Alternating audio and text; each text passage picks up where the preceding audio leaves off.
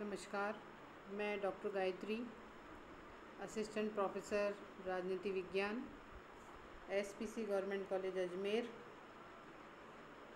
BA तृतीय वर्ष के द्वितीय प्रश्न पत्र अंतर्राष्ट्रीय राजनीति में आज नई अंतर्राष्ट्रीय अर्थव्यवस्था पर अपना व्याख्यान दे रही हूँ। The new international economic order. ये विकसित और विकासशील देशों में आय का पुनर्वितरण चाहती थी। मतलब हम ये कह सकते हैं कि सेकेंड वर्ल्ड वॉर के बाद एशिया, अफ्रीका और लैटिन अमेरिका के देशों में एक एक कर स्वाधीन होते चले गए। फिर जैसे जैसे देशों को स्वतंत्रता मिली वैसे वैसे ही वो एक नए नव उपनिवेशवाद के शिकंजे में फंसते चले गए। नई अंतर्राष्ट्रीय अर्थव्यवस्था स्थापित करने का सर्वप्रथम जो प्रयास किया गया वो वेटन वुड्स ने किया था। वेटन वुड्स सम्मेलन का आयोजन 5 महाशक्तियों अमेरिका, सोवियत संघ ने बाद में इसका बहिष्कार किया। इंग्लैंड, फ्रांस और चीन ने मिलकर किया था। कुछ लैटिन अमेरिका के देशों और ब्रिटिश भारत को भी मात्र उपस्थिति के लिए यहाँ बुलाया गया था। मतलब हम ये जो इसकी परिभाषा या इसको किस रूप में समझ सकते हैं वो यही है कि जो नए नए राष्ट्र यानी नवोदित जो विकासशील देशों के मन में इस बात की उत्कंठा की उनका आर्थिक विकास पूंजीवादी देशों की स्वेच्छा पर निर्भर न रहे, यानी बहुराष्ट्रीय निगम उन्हें कच्चा माल उत्पन्न करने वाले उपनिवेश न माने। इस थॉट पर नई अंतर्राष्ट्रीय अर्थव्यवस्था का संचालन किया गया। विश्व आर्थिक व्यवस्था का संचालन एक दूसरे की संप्रभुता का समादर करते हुए हस्तक्षेप तथा कच्चे माल पर उत्पादक राष्ट्र का पूर्णाधिकार आदि सिद्धांतों पर आधारित था। ये सिद्धांत विकासशील राष्ट्रों के राष्ट्रीय हितों के अनुकूल हैं, चूँकि विश्व के आधे से भी अधिक कच्चे माल पर उनका क्षेत्राधिकार है। तो नई अंतर्राष्ट्रीय अर्थव्यवस्था इस बात की मांग करती है कि जो विकासशील राष्ट्र हैं या जो नए नवोदित राष्ट्र हैं उनके यहाँ से जो प्राप्त कच्चा माल है उस पर उसी राष्ट्र का क्षेत्राधिकार होना चाहिए।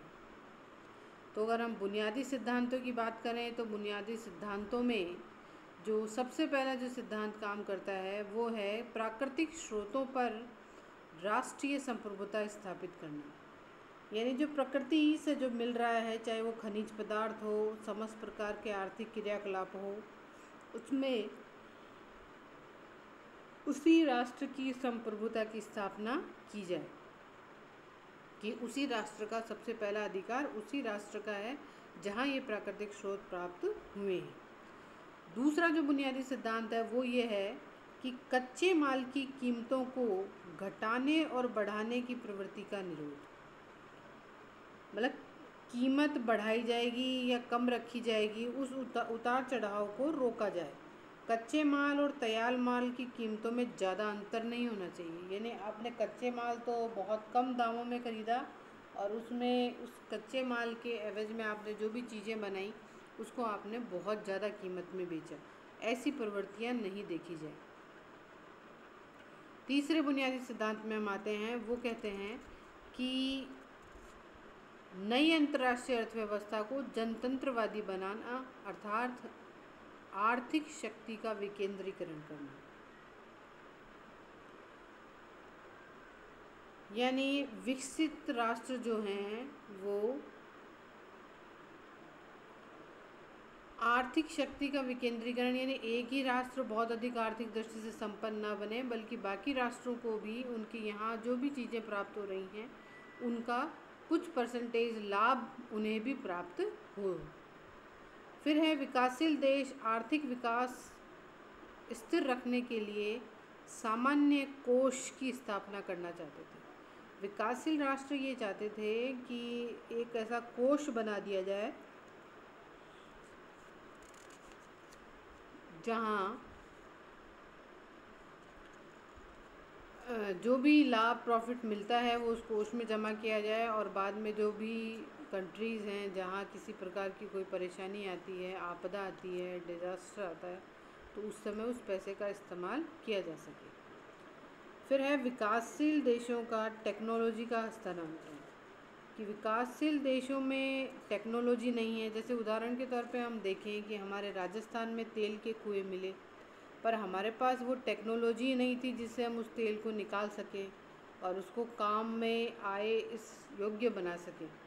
तो ऐसे में हमें बाहर की कंपनियों को देश में बुलाना पड़ा और उनके ज़रिए हमें तेल को निकलवाना पड़ा।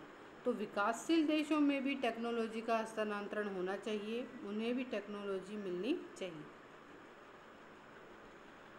फिर है ब्रेन ड्रेन को रोकना। ब्रेन ड्रेन को रोकने का मतलब ये है कि जिस प्रकार से कोई देश अपने यहाँ कुछ इंजीनियर्स, डॉक्टर्स और बड़े बड़े आईटी क्वालिफाइड लोगों को तैयार करते हैं, पैसा खर्च करते हैं उस पर, और वही लोग फिर दूसरे देशों में जाकर अपनी सेवाएं देते हैं, ये ब्रेन ड्रेन कहलाता है।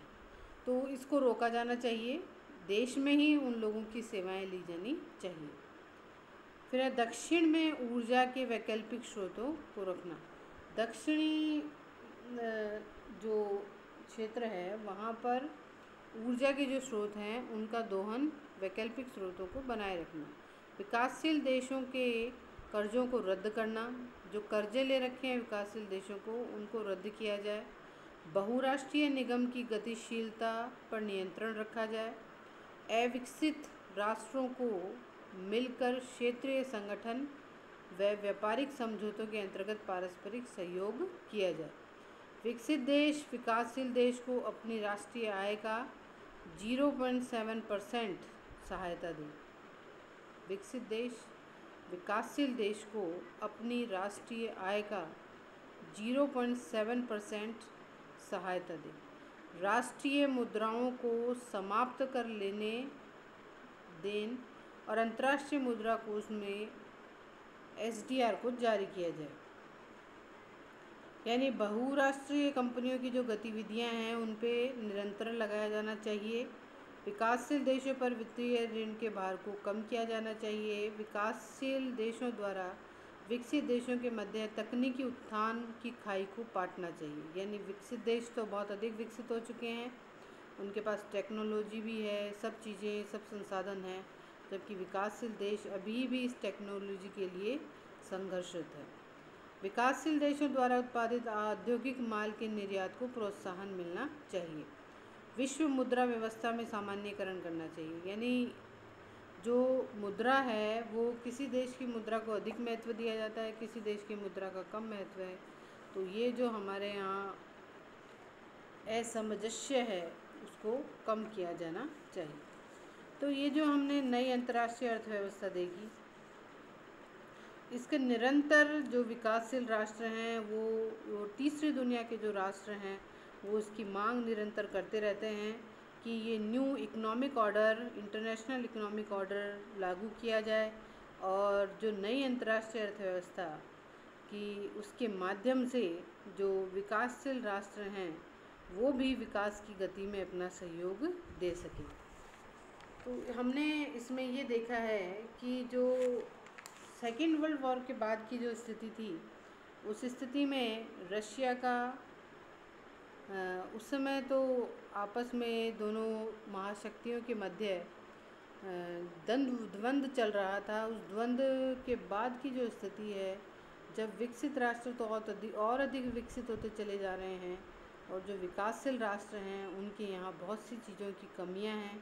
उन कमियों को दूर करने के लिए विकासशील राष्ट्रों ने इस तरह की मांग विकसित राष्ट्रों के समक्ष रखी और संयुक्त राष्ट्र संघ में मई 1974 में एक विशेष अधिवेशन में नई अंतर्राष्ट्रीय अर्थव्यवस्था की स्थापना हेतु पारित घोषणा एवं कार्यक्रम में वर्तमान प्रचलित आर्थिक व्यवस्था का नया ढांचा प्रस्तुत किया है। नवीन आर्थिक व्यवस्था की स्थापना की मांग साम्राज्यवाद विरोधी ऐसी मांग है जिससे एशिया, अफ्रीका और लैटिन अमेरिका के अधिकांश राष्ट्र सहमत हैं।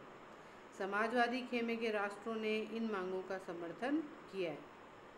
तो इस प्रकार से हमने ये जाना कि विकसित राष्ट्रों से विकासशील राष्ट्रों द्वारा ये इस प्रकार की मांग की गई है ताकि आर्थिक हितों का संरक्षण किया जा सके। धन्यवाद।